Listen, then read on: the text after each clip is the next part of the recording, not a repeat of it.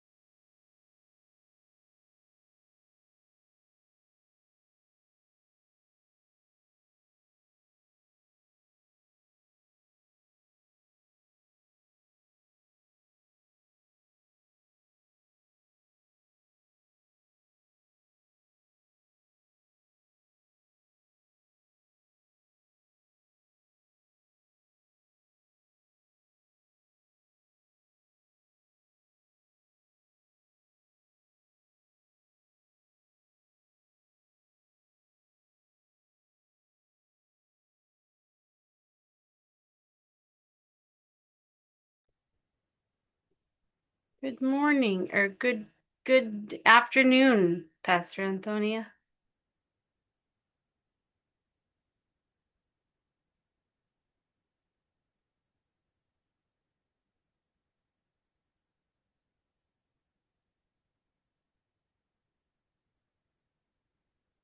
In there. Good evening here. The network is so terrible. It's so breaking. Oh, yes, I understand that. It was last class as well. I'm wondering why it's going on. Hmm.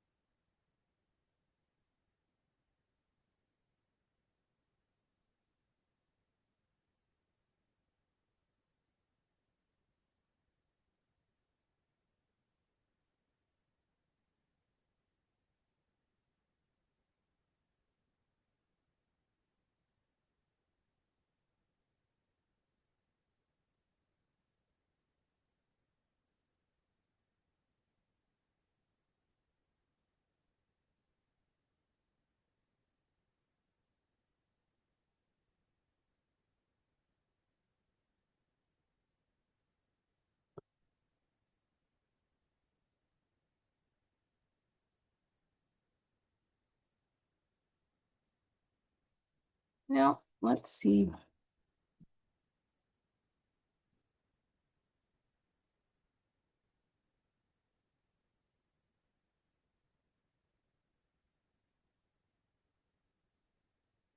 Been a busy week, but it's been a good week, so that's good. Um, I am going to start here in about 1 minute, and hopefully Susan and Pastor Julian will join us.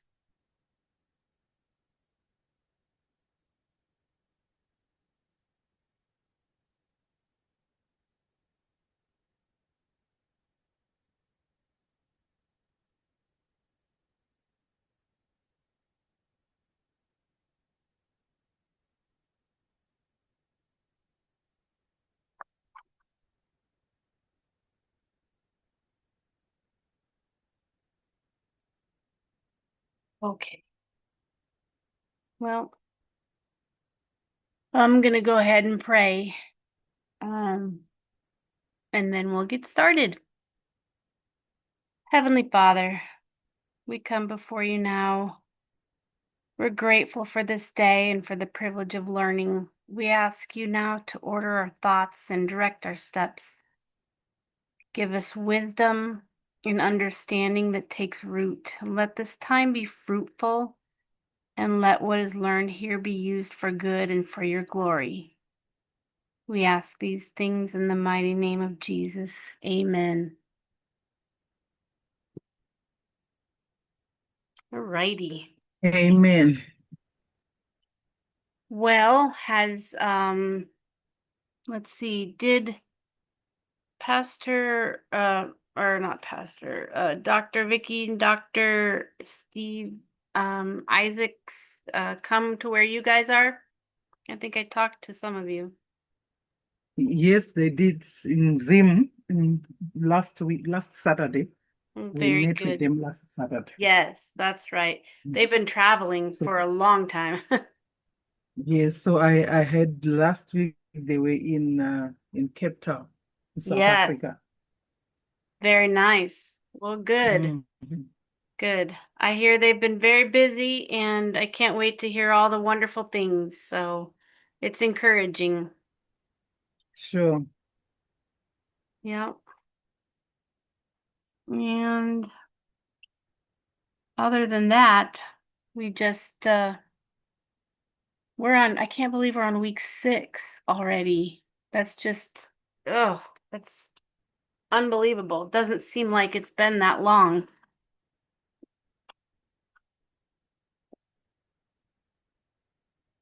Let's see. I'm getting the calendar here. Today is February 14th.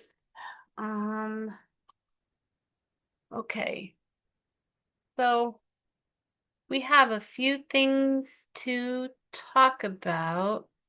Um, the persuasive essay is due at the end of the week, so you still have time for those that did not get that in.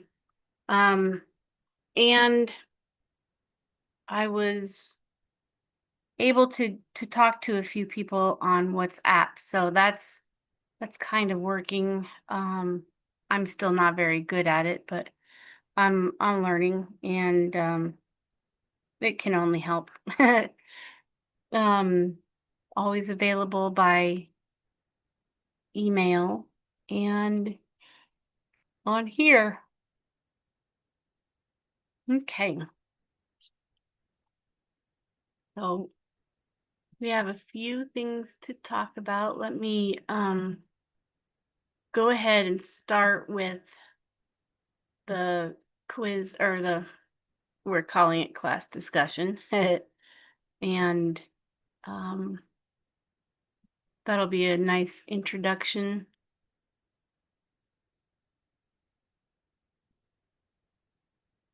I had a file up on my computer, and I wanted to locate something else. then I lost both of them, and then I spent the past 45 minutes searching. I found it, but it has, I'm usually a little bit better about having files ready and out, but it was a little disconcerting.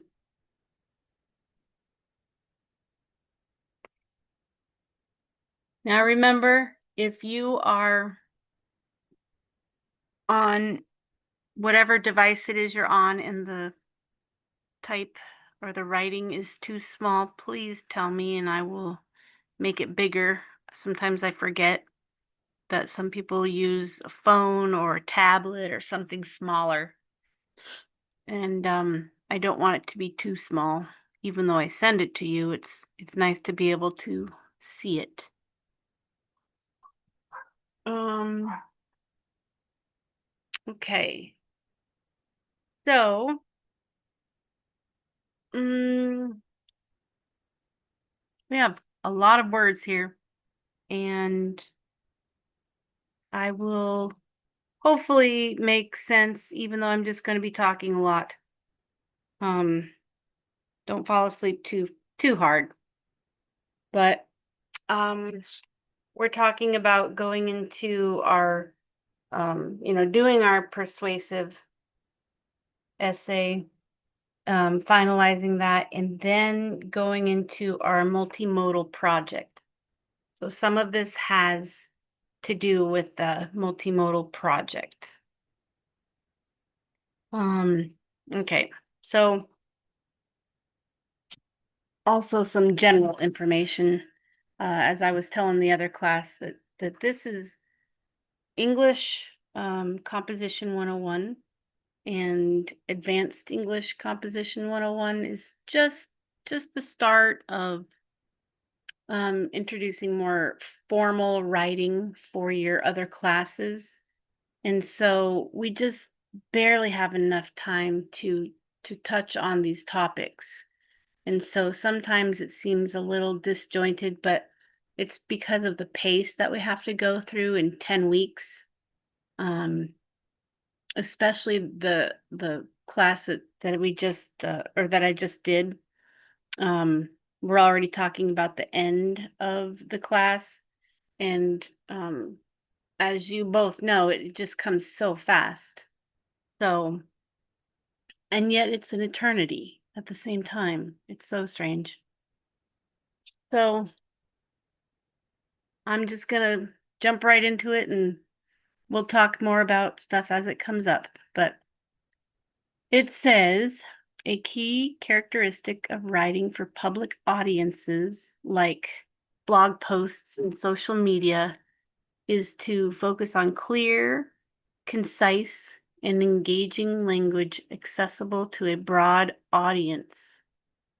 Like public audiences are often reading quickly and scanning the content or looking for information that's easy to understand and definitely immediately engaging.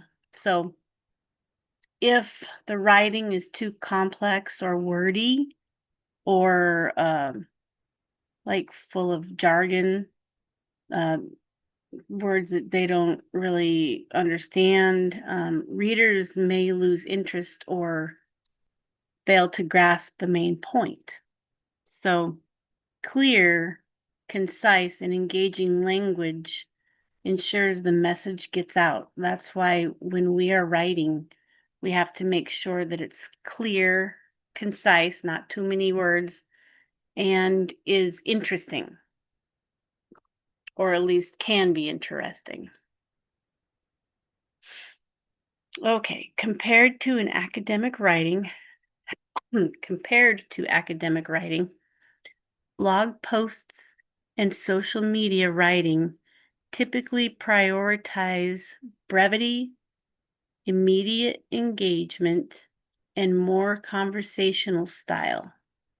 Because readers online, usually we skim the content and have shorter attention spans. And so writers need to grab attention quickly and make ideas easy to digest and connect in a friendly, relatable way rather than with dense or formal analysis. It's all about getting the point across as fast and keeping the audience interested because um, with the way that media is these days, it's the faster you can catch someone, the more likely they are to stick with whatever your message is with. And when we talk more about the multimodal project, you'll understand. I have a ton of examples, and you already know. But if something is not catchy or quickly gets your attention, you scroll on, you go to the next thing, and whether that is on social media or for even just informational, if it's boring, it's not that much fun to read, so we move on to something else. So um, that's what we're kind of discussing is the way that media plays a role in writing as well.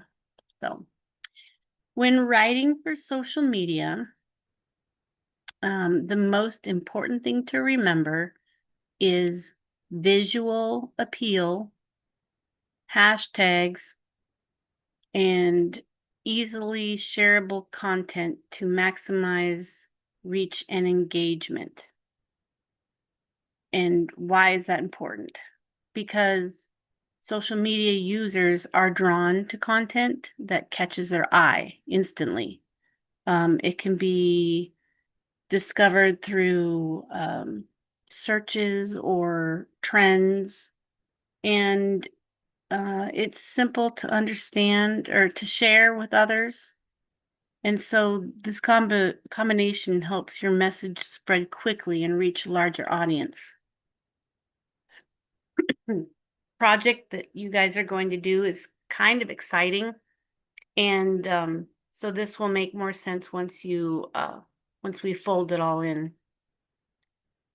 In blog posts, the tone is generally expected to be informal, personal, and engaging, fostering a connection with readers. And that's because a friendly, relatable tone makes readers feel like they're having a conversation with a real person, which then builds trust and encourages them to keep reading and makes your content more memorable and shareable. And so it builds that connection to the thing that you're reading. All right, the least suitable use of academic writing, but potentially effective for blog posts or social media, is use of first-person perspective and personal anecdotes to connect with the audience. Because academic writing values objectivity and evidence over personal opinion. While on the other hand, blog posts and social media, they thrive on relatability, shaping your own experiences and perspectives, helps engage readers and make content feel authentic and approachable. Um, I have a few examples of that, but I'll share later. Okay, let's see. Polishing prose, quotes, polishing prose. Um, during revision refers to improving sentence structure, word choice, and overall flow to enhance readability and impact. Because, you know, even strong ideas can get lost if the writing is awkward, unclear, or like choppy.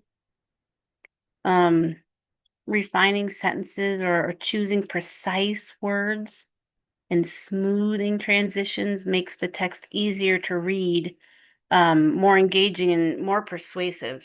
So it's word choice. We have to choose our words very carefully. I try to do that even when I'm speaking. So sometimes pausing to find the right word is powerful when people start to listen even more. So it's kind of cool. It's kind of a good strategy.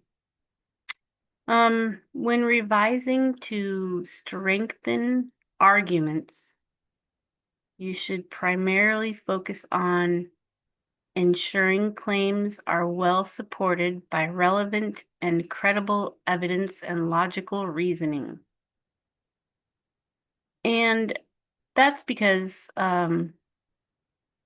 strong arguments rely on more than opinions.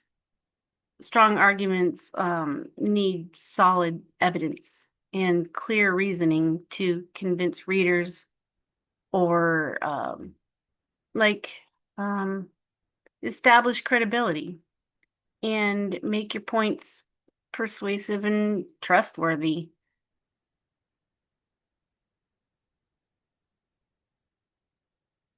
Evidence is always a good thing.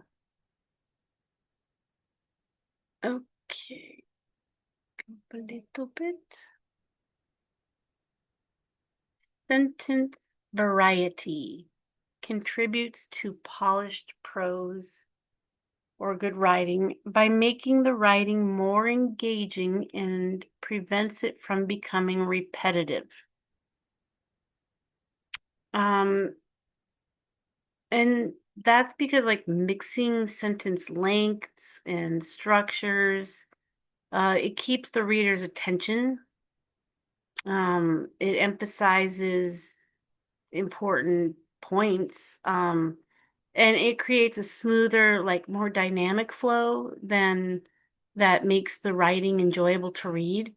If everything was short little sentences or long sentences, it would get monotonous after a while and wouldn't be, it would just be kind of boring. It wouldn't be as much fun to read or even eh, good to read.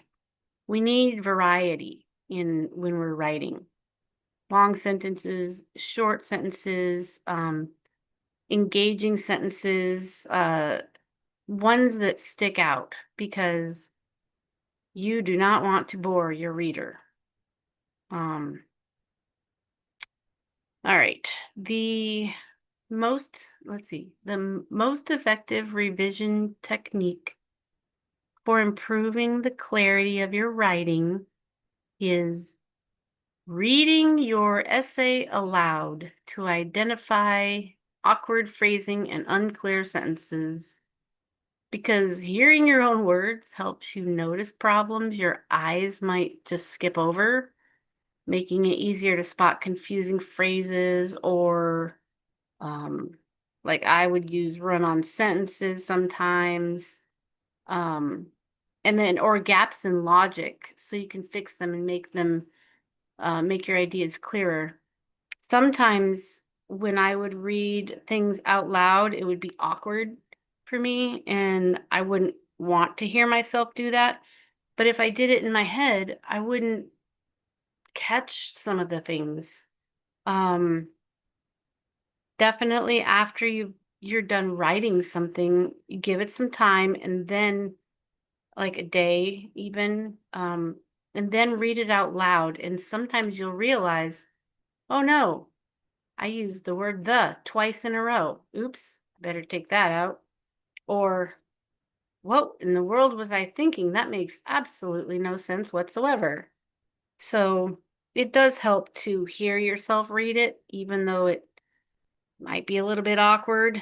Um, you can do it alone in your, room. You can do it out loud while you're outside walking. just something to get that your ears to hear what you've written instead of just your mind, because your mind is always going to fill in those blanks. So you want to try to get it out of your mouth and into your ears. Strange, but it does work.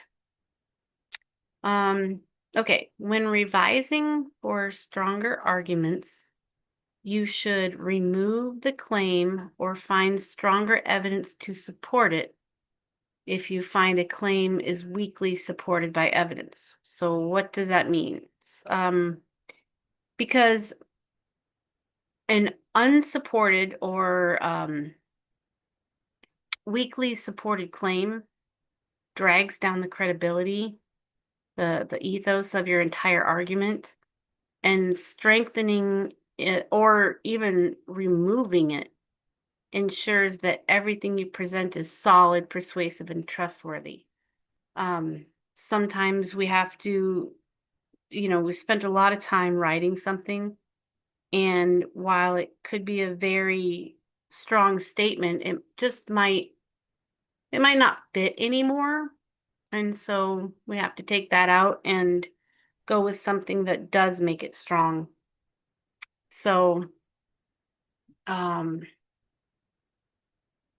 yeah, so it goes along better, it fits better. When you start working on your multimodal project, some of these statements will make a much it's stronger sense, so to speak. The multimodal project is fun once you understand it. At least I thought it was fun. I don't know. Maybe I'm just a nerd or something, but I really enjoyed it. And I really enjoyed finding other examples of it.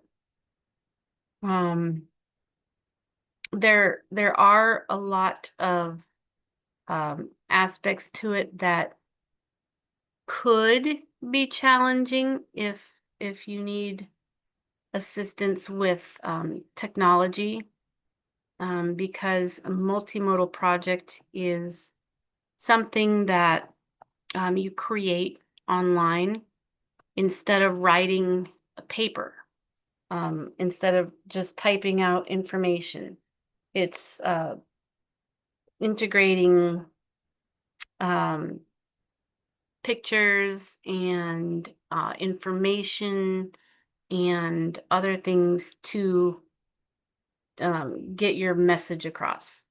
So I can't wait to go deeper into that and show everybody. Oh, it's going to be fun. I hope you have fun with it. But this is where it starts out getting the thought into your mind about what in the world comes up next. So let's see. Oop, okay. Let me pull up the next thing.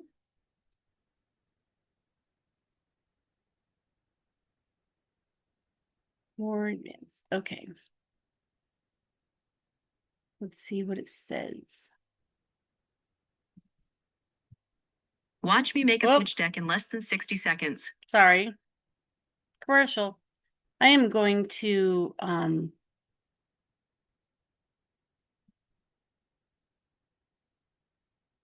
show a video, and it is like an introduction on how to create it says multimedia presentation. And the website on Fully Equipped says multimodal. Kind of the same thing. It just means different ways to put a few things together, to make a presentation or a visual of an essay. Instead of writing an essay just in typing, it's a pretty good one to put together like a little video. And so I am going to figure out how to share that. I did it last week. I can do this again. Just gotta pull it up in the background. Okay. And again, I apologize for any commercials that come on. I can't stop them. I wish I could. It would sure be helpful. Okay, so there is like a purplish, a light purple screen. Watch your volume because I don't know how it's going to come across on your end. So it might be loud, it might be soft, so just be aware. Okay.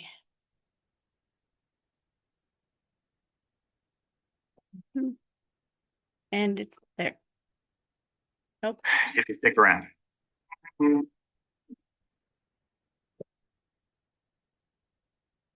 Hello world and welcome back to Visme's Making Information Beautiful series. If we haven't met before, my name is Mike Ploder and today I'm hoping to change the way you view multimedia presentations. What is a multimedia presentation? Well, to put it simply, it's any presentation that uses various forms of communication to share a message. It could include pictures, videos, audio, or interactive elements like forms and pop-ups. We started to see these in the form of PowerPoint way back when, and unfortunately, not many people have broken away from the tired software. Multimedia presentations have evolved and become an excellent tool to share your ideas, but you must keep up with the trends and demands of audiences. In this video, I'm going to share 5 easy steps for creating multimedia presentations, show you 7 proven examples, and give you a few tool recommendations for creating your own multimedia presentation to get started, although we highly recommend using Visme. By the end, you'll look at multimedia presentations in an entirely different light. So, shall we?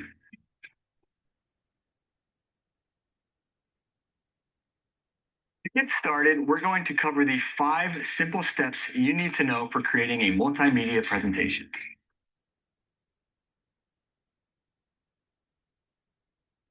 The first step is to define the purpose of your presentation. In other words, why do you need to create one? Are you informing an audience on your area of expertise? Are you pitching a product to investors? Maybe you need to present data and information to coworkers or higher ups. There's countless reasons to want a multimedia presentation. So know your why ahead of time and build with it in mind.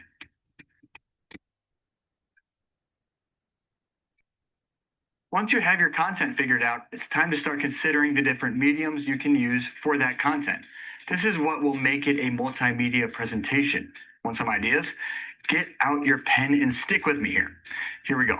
Explainer videos, video clips, surveys, animated GIFs, pop-ups, interaction between slides, color-coded maps, Google Maps, animated charts, QR codes, Loom videos, sound effects, background music, embedded TED Talks, and that's just a handful of ideas. I encourage you to think outside the box and see what else you can come up with.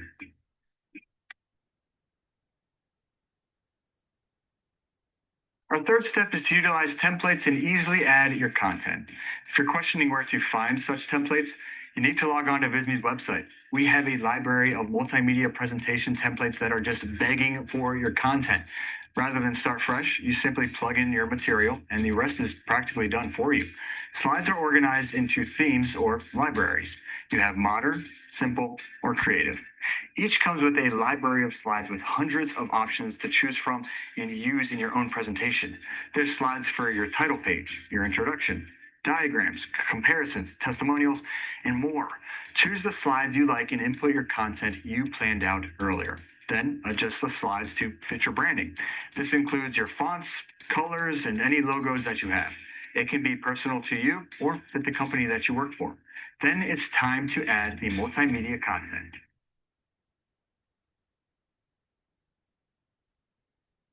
Now the fun part. Well, if you weren't already having fun. You should have a solid presentation at this point without any interactivity. So go back to your planning and start implementing the multimedia elements that you consider. One thing to note here is you don't want 7 different types of multimedia content. Stick to 2 or 3 throughout the entire presentation. In other words, don't have audio on one slide, video on the next, animation after that, and then background music kicks in. No, that's way overwhelming. Instead, use videos, but not on every slide. Space them out or let animated charts do their magic and grab the attention of viewers. You don't need a lot around them. Play around with it, just don't go overboard. You don't need a lot to wow your audience. Whoa. What's that? Commercial. What's the budgeting app in Base 44? Guys, Nina just built an app.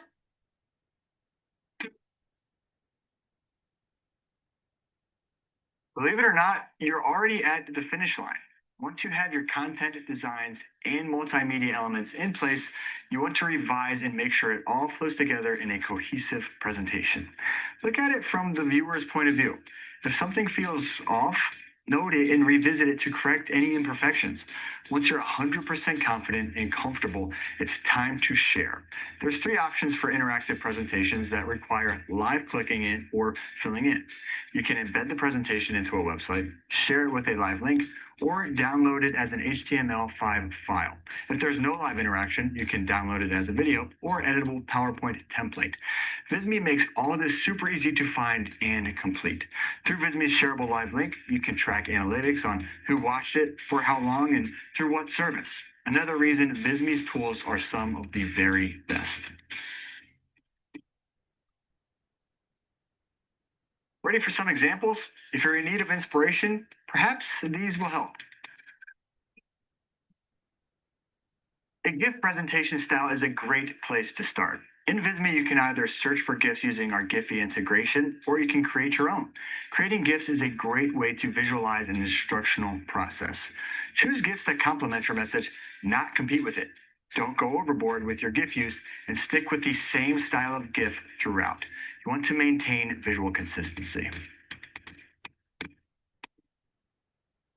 A presentation style that can be easily turned into video is animation and narration.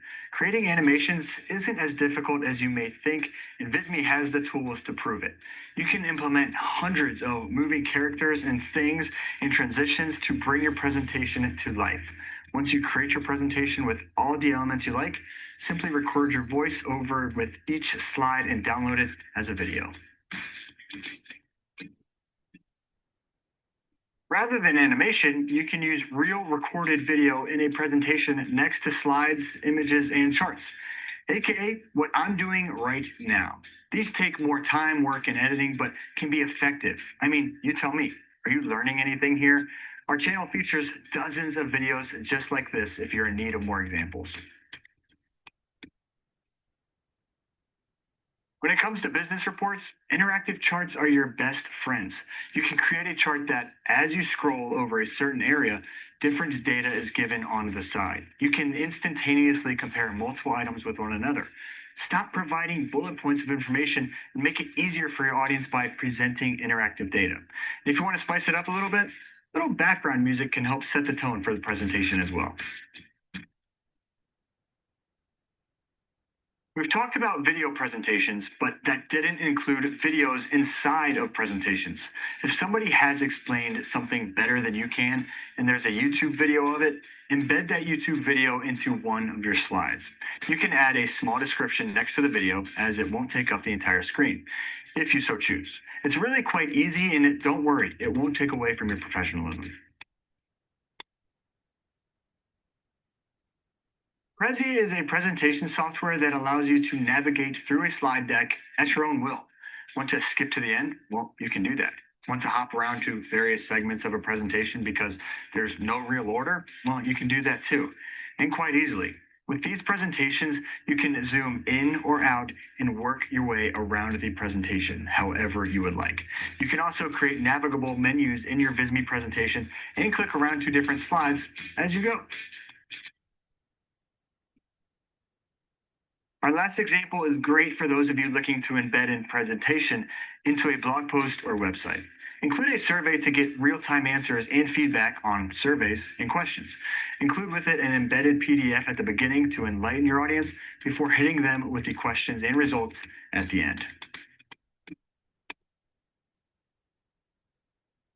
Before we go our separate ways, we wanted to give you a head start creating your own multimedia presentation by offering up 5 great software to help you create a unique presentation your audience will love.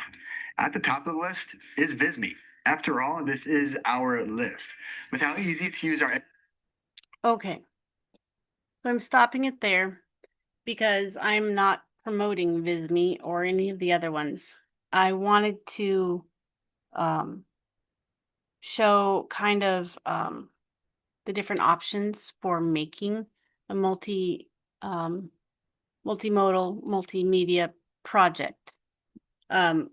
Many students have made different like PowerPoints or other projects, and they've done it on their own.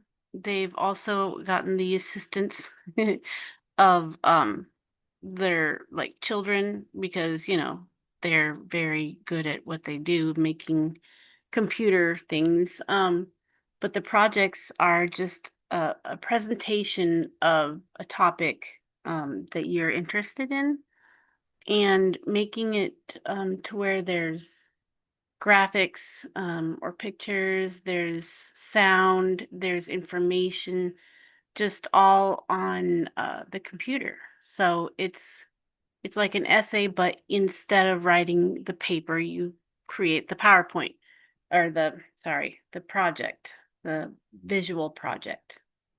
And this isn't due till the last day of class, but it gives you something to think about. I have some more information um, about where to find this kind of these kind of examples. That one was mostly about the Visme or whatever brand that was. Um, and I mean that's a good one, but I don't personally think we should have to pay for to Say make it again. whoops, sorry. bundle and save on Pay insurance. for the project to have to make a project. So um I will show different ways of being able to make these kinds of projects, and the the topics are totally open to whatever you'd like. There was one in particular that showed what was it like livestock and the dangerous things that happen to them. There was another one that showed the different styles of certain performances. It was really neat to see the topics that everybody came up with. Let me show another example of something. Okay. And then we'll talk a little bit more. Let me see if I can share this. You can do it. And if your network is not good right now and it's not really letting you see it, wait till you do have good network and watch some of these ideas. There's all sorts of platforms you can use. You can use PowerPoint, which personally is my favorite because I'm familiar with it. But people have been using WhatsApp Video Maker. They have gosh, they've used Word somehow and added music and slides to it. I don't know how they did that.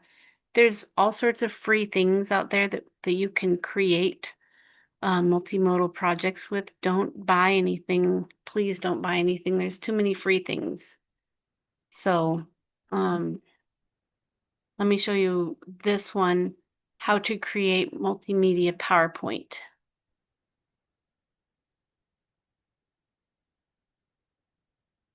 Okay.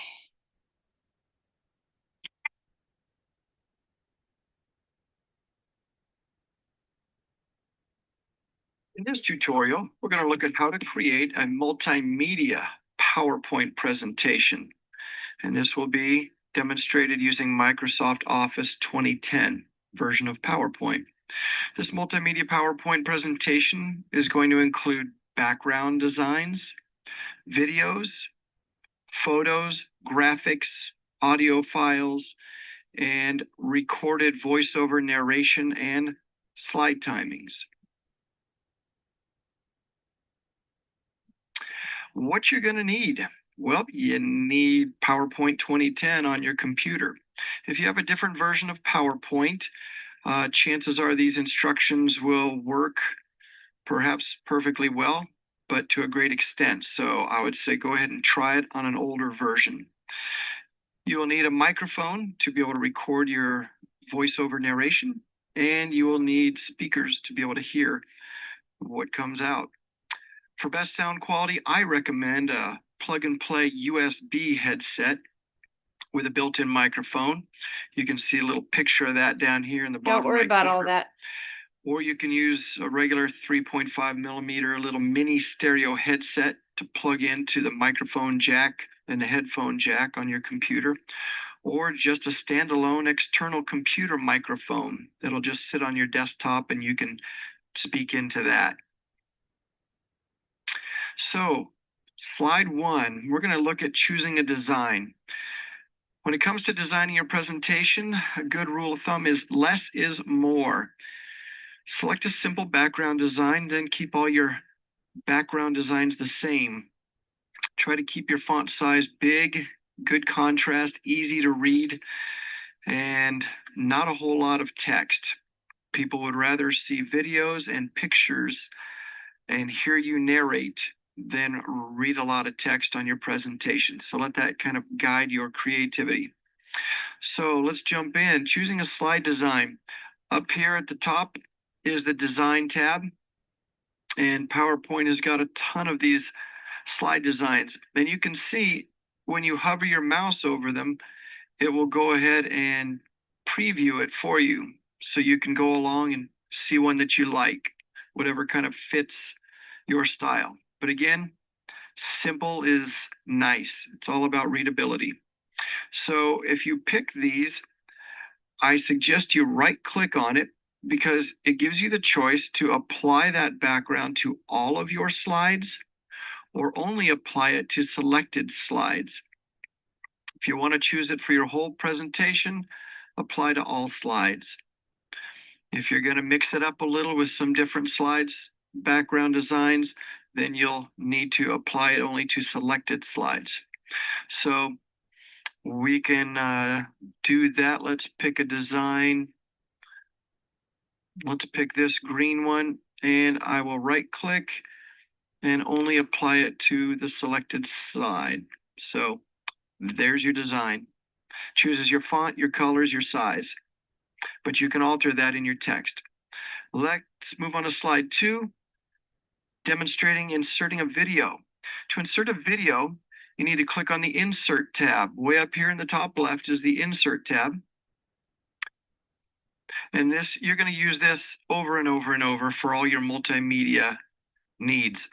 So you can insert way over here on the far right is Insert Video.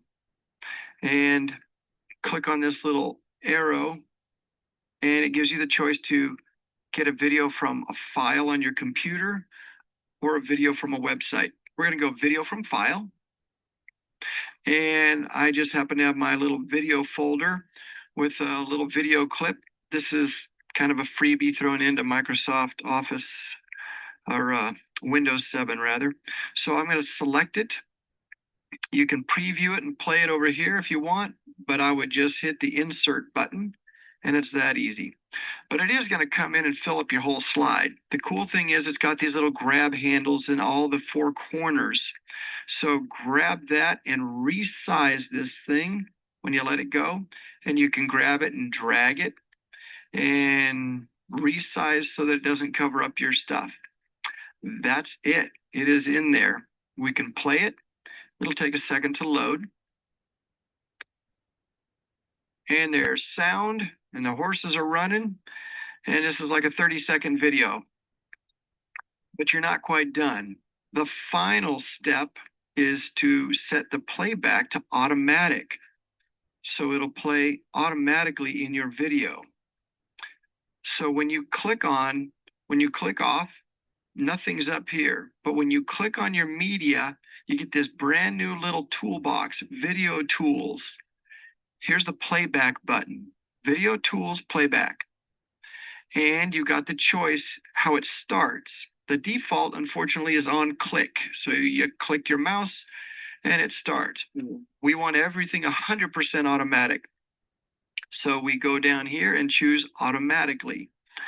I mean, there's all sorts of tools up here you can do to trim your video, fade it in, fade it out, loop it, but we're going to say simple.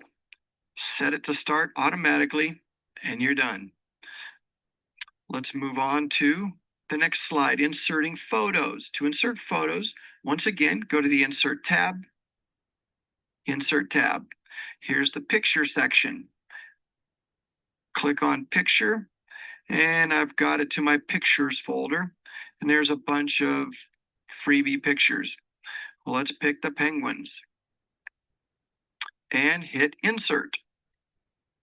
Once again, it comes in really big. You grab the little grab handle on the corner and resize it, and you can move it anywhere you want. If you want two pictures, go back to Insert, Picture, and let's grab the koala bear. And again, resize the picture and put it in there and reposition it. And that is it. So unless you're doing bells and whistles like animations, which would make these pictures flip in or slide in or jump in with some motion, if you do that, you're going to have to set it to start automatically so that nothing requires a mouse click or a spacebar hit. So I'm just going to leave these as blank pictures. And when this slide shows up, your pictures are already there. Let's move down the list. We've got inserting graphics. Nope, still got the old ones in here. Same idea, go back to Insert, and you can choose charts, clip art, and put them in just like we did the photos. So let's move on to inserting audio. You may have an interview with somebody or some sound recordings from somewhere very interesting, or music samples. However, these could be audio files, MP3s or WAV files are very common music and sound files. And you're going to go back, of course, to Insert, and way over on the right is Audio. And again, we click this little drop down, and we're going to get Audio from File. Well, I've got, again, Windows 7 has some built-in stuff. I've got a little wedding march, some beats. Let's throw in some beats. And again, you can preview it before if you want, but let's just throw it in.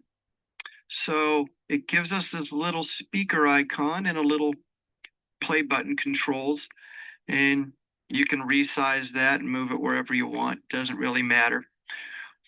But if you want some sound to occur during a slide, you've got some jungle scene and you want the drum beat playing in the background on that slide, there it is. Now, again, we want this media to start automatically. So again, once I click on it, up at the top, this audio tools appears. When you click off, that option goes away. So click on your media, go up to playback, and once again, it's set to on click. We say nope automatically. You see there's an option to play across slides. You could have like a big long song and it would play slide after slide after slide and just run across slides. This is just an example for this one to play a sound just on one slide. It's only about a 10-second audio file. So good, it's going to play automatically when this slide pops up. Finally, we need to do recording our slideshow narration and slide timings. So all the slides go by automatically, and you get to say your presentation along the way as if you were presenting live. in front of people and just showing your PowerPoint on a screen. So in order to do recording, we go up to slideshow, and here is record slideshow. We want to start recording from the beginning. So we're going to hit that, and it's going to say, select what you want to record before you begin. Do you want your slide and animation timings? Well, yes, we want this to record timings. Narrations, yes, so keep all those checked. And we are going to hit the start record button. This thing goes real big off the screen, and we have up in the corner a little recording thing. Right now, I'm on 11 seconds, 12 seconds on this first slide, and I am narrating on this slideshow. There's this little advanced next button. Once you've said everything you want to say about slide 1, you just click the next button, and all of a sudden it starts timing your second slide, and you do your narration. If you want to read what's on the slide or just comment on it, that's totally great, and just speak until you've said everything you want to say about that slide, and then you go on to the next. And we're going to go on to the next. And as you see, the video started automatically because we set playback automatic. Now you are going to have to wait till the video ends, which is a 30-second video. So that's one of the things when you're doing this, it's real time. So if you just want to be quiet and let them watch the video, that's great. Or if it's a silent video and you want to narrate it, whatever works for your playback. Video's done. Here's our picture file. We'll only keep it up a couple seconds. We'll move on to the next. We'll talk about this slide. Here's our audio file that started automatically once again. And we're going to time and wait till it stops. It just stopped. And finally, we're at the last slide. So we are all done with recording this, and we just stop our recording and hit X to close. Well, once you finish your slide timings and your voiceover narration and stop your recording, it'll automatically pop up to the slide sorter view here. And you can see there's the number of seconds that you recorded each individual slide, how long it's going to stay up while you narrate and while your media plays. You're going to want to test this and make sure it works. So you'll go to from beginning, play slideshow from beginning, and play it and watch it through and make sure everything looks good, sounds good, and starts automatically. And once you're done with that, you are ready for the next step, which is to convert this fully automatic multimedia presentation of yours into a video file that can then be uploaded to YouTube or Vimeo and can produce an embed code for you that you'll use in later steps. I hope this has been helpful. And as always, if you have questions. Okay. That was a lot. When you get to the point that you're ready to create one of these, there is a whole bunch of different videos on how to do it. Like down here in the advertisements or the next videos that are available, it says PowerPoint for beginners, step-by-step tutorial. There are ones that go faster. There's ones that go slower. There's all sorts of ones that seem to cater to first-time users, and there's ones that cater to experienced PowerPoint or other types of videos users. Just pick the one that you're comfortable with, because no one program is the right one. The one that I was impressed with, because I don't know how to do a video on WhatsApp. Somebody had made a multimodal project using WhatsApp, and it had the visuals, it had the voiceover, it had the music. Um, it was quite interesting because um, they integrated a whole bunch of information in there, and then at the end, it gave the student's name. Um, I think was she in last year's or last term's class? I think so. And then at the end it said, with help from my daughter, which I thought was really sweet because it was a little overwhelming for her, but she got the hang of it. She was learning more about it. And then there was another student that did a presentation, and she said that she really enjoyed learning how to do one a multimodal presentation or project because she felt more comfortable after doing it and messing with it. She felt more comfortable with technology, and she was going to do some for her Bible study class and show them. So I thought that was really that was a positive outcome of some of this. But that would be your very, very last project.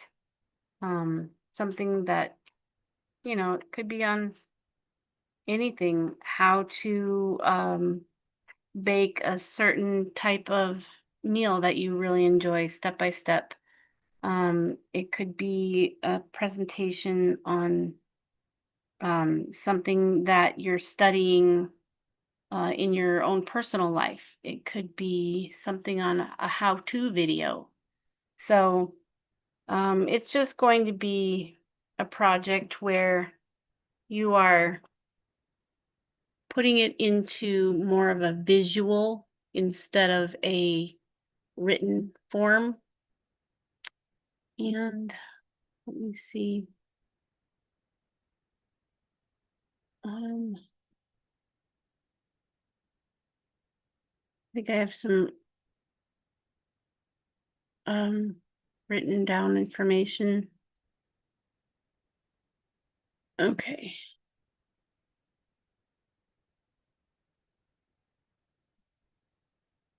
This is part of it. Okay. I'll share this with you. If I can get it back up here. Come on. You can do it.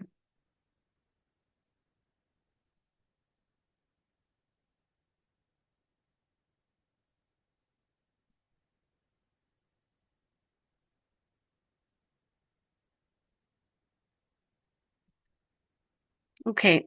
So what you're looking at, it says part 1, revise your multimodal project. Don't worry about that. And it says due before week 10. It's actually due that day. It says marks 40, but that's incorrect. This is it's just for the information. So you want to make sure that your main idea, it says or argument, but it's not argumentative, but it's the main idea of your multimodal project is easy to understand. I think I talked about the crops growing in one of them. That was easy. It was like what's keeping the crops healthy? What do we need to do to make sure that our crops keep growing and don't die off, and that it's a major part of the way to survive. It was just a really good presentation, lots of facts, and it was very clear.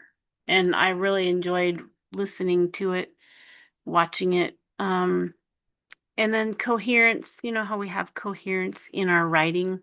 and make sure it flows and our sentences are go together. This coherence is the same thing, but it also includes like visual. Is there jumping around? Do you have too many visuals? Do you have any visuals that can be the same, like a border, just to make the consistent visual look good from one page to the next? Impact. Strengthen the use of visuals, audio, or other media to engage your audience. You can, like it said, include other videos. I struggle with inserting videos into a presentation. I would definitely have to get one of my children to help me insert things like that. They're really good at it. They actually take classes in their junior high and high schools uh, to learn how to do that. And that's beyond me. So I like getting help from them to do fun stuff like that. And other media could just be pictures. There was there was a couple of them that had really meaningful pictures, had charts explaining things. A lot of it was written out on there, but it wasn't too busy. So I enjoyed watching some of those. Okay, and not this, and not this. Okay.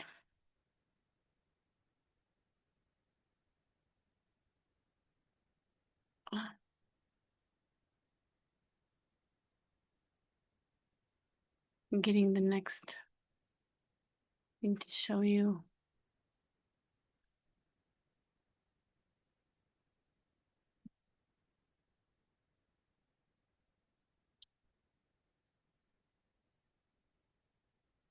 It might make noise. Let me see. Okay. This is an example of two things. I'm going to show you a video of a project that a student, not my student, but a student made. And because they had to do a multimodal project and they decided to do some videotaping, and then they talked a little bit about it, and then they did some more videotaping and put it all together. I'm not sure what program they used, but it's a multimodal project, meaning different modes. There's writing, there's a video, and there's sound. So let me pull that up. It could be as simple as this or even simpler. And it should show you a picture of a girl holding a telephone, kind of blurry. So the student that did this had the assignment, and let's watch it.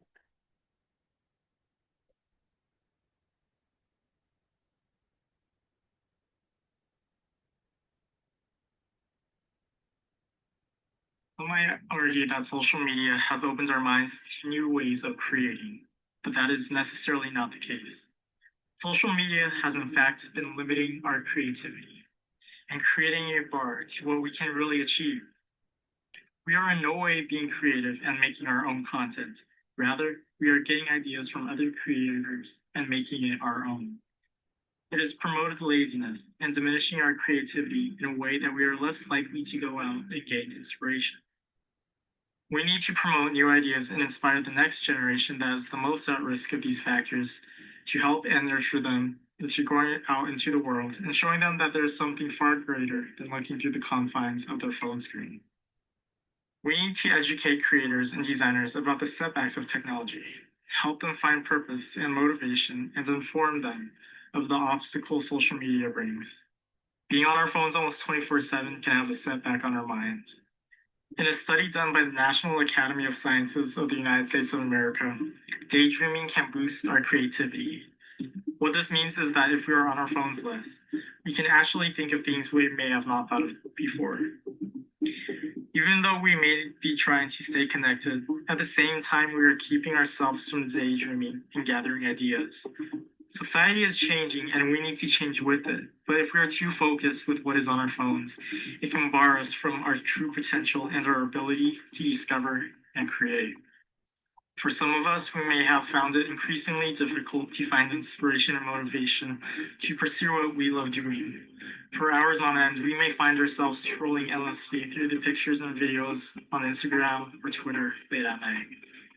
For me, I would find myself being judgmental and a critic to others and my own work. I would think that my art was not good enough because I found others to be better than me. And if I wanted the same amount of likes that they had, I would have to be as good as them.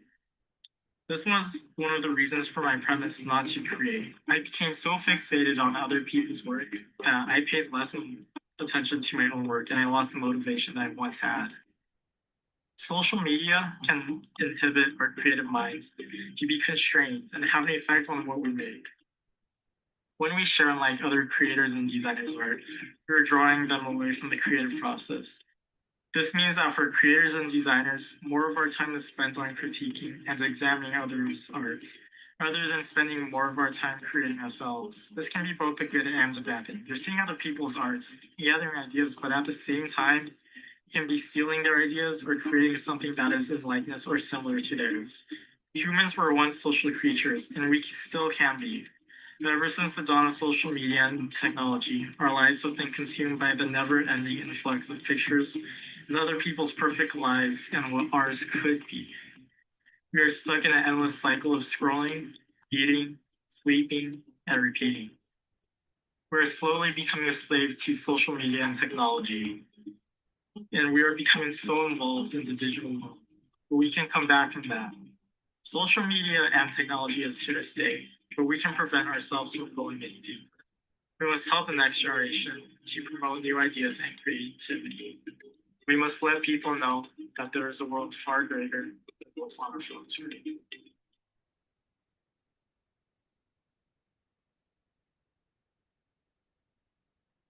Okay, that was a prime example of a project that that you guys could do. Um, he brought in what he wanted to do his project about. He wanted to do it about the negative effects of social media.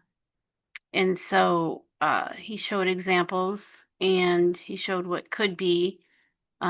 He also was able to do a voiceover, or he didn't even have to, but it's better than reading, some people say. But he had examples and used graphics, some moving, some not. So that is kind of like the gist of what the end of the term project will be. This is not to make you stress out. This is to give you kind of like a glimpse into what will be wanted or what will be assigned. Just get some ideas. Some people, it took a little while for them to find an idea of what to do a project about. Some people knew instantly. I mean, some people are really good at this stuff, and some people are still learning. Um, you can use all the professional tools and gadgets, or you can just, use your phone. It doesn't have to be high quality, and it doesn't have to be long. 3 minutes is kind of the max that we want to see, because believe it or not, 3 minutes is a long time when you're trying to make a video. 2 minutes would be about perfect. And your idea just has to be interesting to you and the people that you are going to be like if you were going to present it to someone, would it be interesting to them? So, it doesn't have to be something that's just interesting to your classmates and myself. It can be something that you would personally are interested in, something you want to learn about, something you know about. Um, you guys have strengths in here that are amazing, and so do choose, hopefully you'll choose something that interests you and you can get all sorts of ideas about. And we're telling you this at week 6 just so that you have time to dream, time to look around, see what you can do. Ask for help. Find, if you're struggling to figure out how to do this technological assignment, kind of thing, um, ask around. There's got to be somebody who knows how to do this kind of thing. It's going to be different than writing an essay, but that's good because it's a visual essay. That young man that did this most recent social media video that I showed you, he could have written all this in an essay or a report, and that would have been wonderful. But visually, we're more visual type people these days. It was very impactful. It meant it meant a lot to actually see some of the examples he was talking about. So that's the reason for this kind of assignment, if you were wondering. Why don't I get to just write a paper? Well, you do in a way get to do it just differently. All right. I'm trying to get out of the video on my end. His project was almost 4 minutes, but that was just an example. Didn't really need to be that long. Um, okay. I have, let's see. Let me see if this is applicable.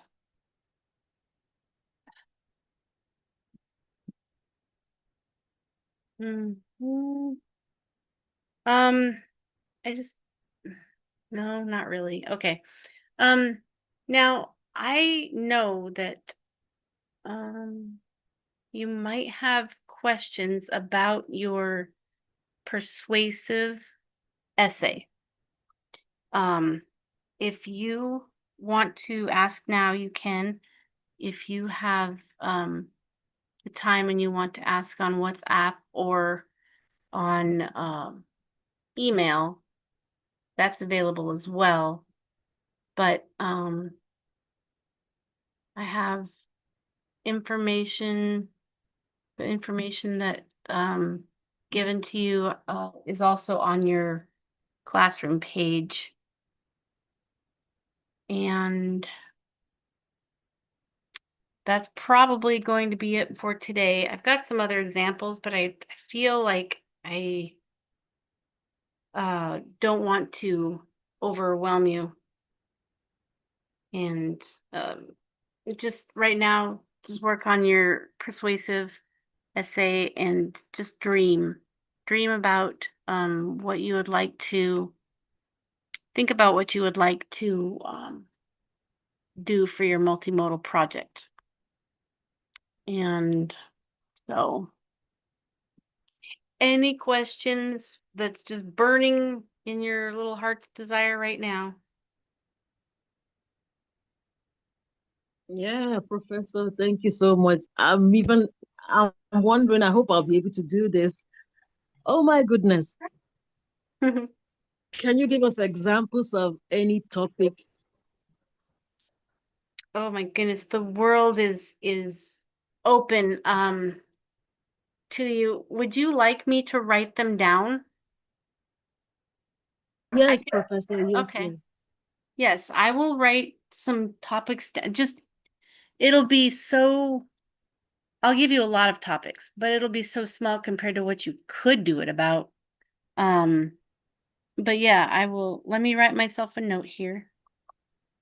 Also, Professor, I was also asking if you may maybe tablet the assignment. Um, what exactly are we looking at? I might have missed one or two things as you were speaking.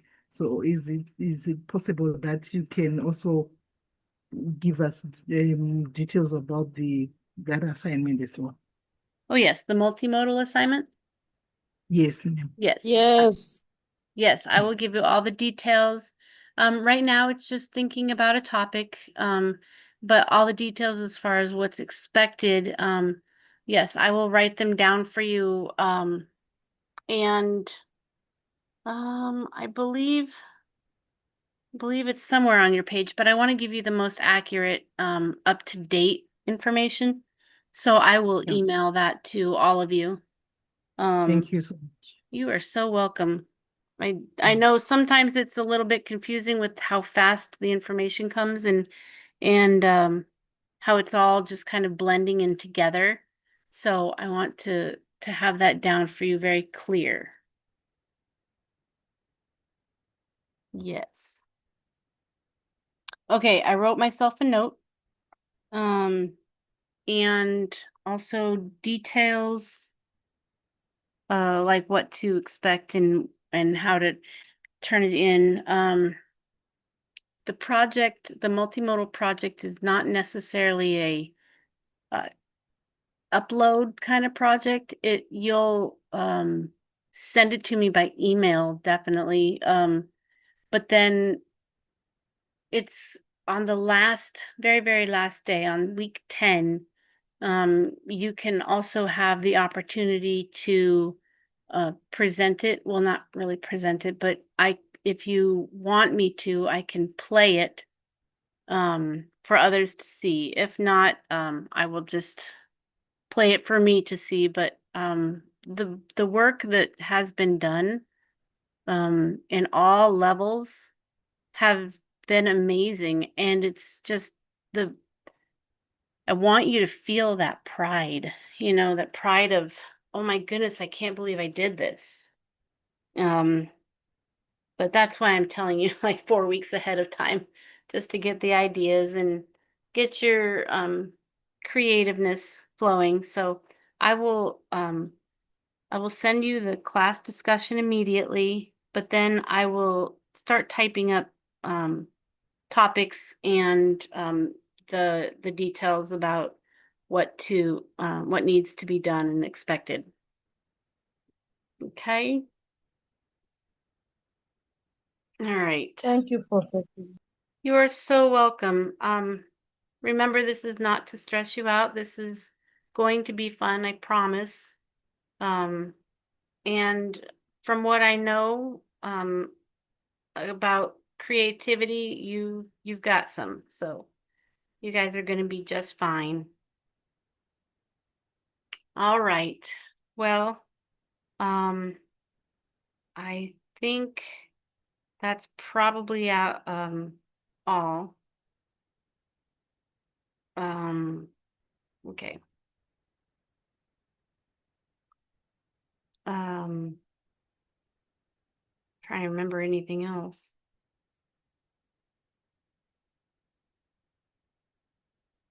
Hmm. Well, guess that would be it. Okay. Now it's on me to type that out for you. Okay. Well, that's okay. We'll pray, and if I think of it, then I will let you know. Oh, gracious Lord, we pray, place this class in your hands. Cover this class with your peace and your presence. Let distractions fall away and give us insight and understanding. Bless the work of our hands and let our time be well spent. give them creative juices and let them know that they are very talented, and let the rest of our week go well, and tomorrow be a very wonderful and day to bless you. In your name we pray. Amen. Amen. Amen. Amen. All right. You guys have a wonderful rest of your evening and rest of your week. Thank you, Professor. Thank Thank you, you. Professor. Thank you. Thank you. Take care. Bye. Bye-bye. All right. Bye bye. Betty. Bye bye. Bye-bye, Pastor. Bye-bye.